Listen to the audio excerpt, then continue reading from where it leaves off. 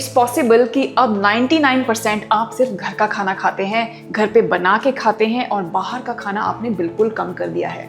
Most of us as mothers are so conscious कि हमारे बच्चे क्या खा रहे हैं, हमारा परिवार क्या खा रहा है। Yes, it is an great habit to eat everything at home because घर का खाना बनता है केयर से, प्यार से, अफेक्शन से, हाइजीन से, and it is much better than anything available outside. पर क्या हम घर में अपना न्यूट्रिशन कंप्लीट कर रहे हैं? As an Indian household, there are many mistakes which we are making. Let's discuss them with detail. सबसे पहली चीज़, क्या आपकी थाली एक बैलेंस्ड मील आपको दे रही है? जनरली हम क्या करते हैं, स्पेशली लंच टाइम में, या तो रोटी सब्जी या दाल चावल। मेजरली हम क्या मिस कर रहे हैं? प्रोटीन। आपको एक essential good source of protein अपनी थाली में ऐड करना ही है। अगर आप वेजिटेरियन हैं तो दही या छाछ ये कंज्यूम करें और पनीर कंज्यूम करें।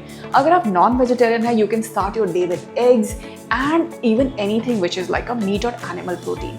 बट अगर आपको हेल्दी बोन्स, हेल्दी मसल्स और गुड मेटाबॉलिज्म चाहिए तो प्रोटीन इज़ इसेंशियल। स्पेशली अगर आपके घर में छोटे बच्चे हैं जो बढ़ती हुई उम्र में हैं, वो इतनी ज़्यादा कैलोरीज कंज्यूम करते हैं, उनकी मसल्स इतनी डेवलप हो रही हैं, एनाबॉलिक फेज में है।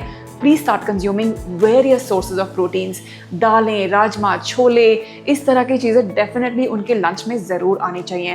Tofu is also something which gives you a great deal of protein. We are not getting into how much each protein source gives you as grams of protein per consumption, but we are discussing overall picture of what your meal should be like. Second thing, आपकी mummy या घर पे जो महाराज हैं जो आपका खाना बनाते हैं, कितना तेल यूज़ कर रहे हैं? अगर आप अपनी सब्जी को देखें, पूरे पैन में अगर आपको ऑयल नज़र आता है, एक सब्जी जो 5-6 जन के लिए बनती है उसमें सिर्फ 1 चम्मच तेल इनफ होता है। 1 spoon oil is enough to make dal for the entire family and 1 spoon is enough for the entire sabzi for the household.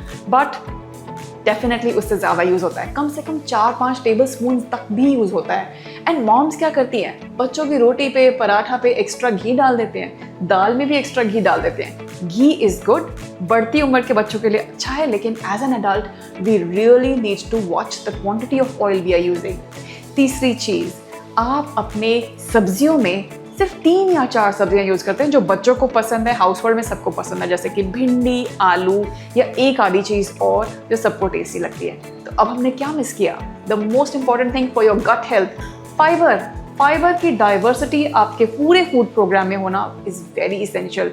You should be giving very very colourful fruits to your children and even for yourself. जितना ज़्यादा diverse आपका fibre intake रहेगा, उतना ज़्यादा diverse आपका healthy gut microbiome रहेगा, and that is the basis of your immunity, well being, health, weight loss, metabolism, skin health, gut health, and everything else you can think of.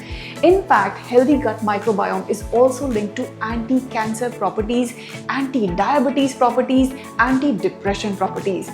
So, अगर आप सिर्फ आलू की सब्जी डेली घर पे बनाते हो, I'm not judging you, you are judging yourself. Start adding one more color every day in your diet program. Fourth thing, अगर घर पे मीठा बना है तो हेल्दी है, ये ज़रूरी नहीं है। हर मील के बाद कई बार हमें मीठा खाने की आदत होती है। अगर कोई त्योहार है तो मीठा तो बनता ही है, अगर बर्थडे है तो मीठा तो बनता ही है। अरे भाई, बिल्कुल नहीं बनता है। First of all start analysing your blood reports. अगर आपकी ब्लड रिपोर्ट्स क्लियर हैं तो अपना वेट ज़रूर चेक करें। डेली मीठा खाने की आदत, स्पेशली चाय अगर बनती है तो डेली चीनी तो जा ही रही है, उसके बाद एडिशनल मीठा डेली जा रहा है, that is too much. Let's understand what is our caloric needs of the day, how much unnecessary sugar or refined carbohydrates are we putting into our system, because sugar is the #1 inflammatory diet and we should be avoiding anything which is inflammatory. Inflammation से related बहुत सारे chronic lifestyle diseases हैं जिनको हम avoid कर सकते हैं by improving this simple habit.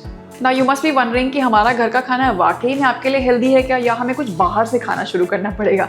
Definitely not, guys. घर का खाना is the best, provided you start taking care of these simple things जो आपके meals को और balanced और nourishing बना सकती हैं. You simply have to start adding a protein source to every single meal that you're eating. Starting with mornings, you could be adding some sprout salad. Sprout salad आपको एक अच्छा source देता है, it's a good source. उसमें मूंग दाल आती है, आप कोई भी दालें भिगा सकते हैं। लंच टाइम में दही ज़रूर ऐड करें, पनीर ज़रूर डालें, हर तरह के बीन्स, लेग्यूम्स ज़रूर डालें। एंड लास्ट को डिनर के समय आप डेफिनेटली एक प्रोटीन सोर्स ज़रूर यूज़ करें because it's going to boost your metabolism.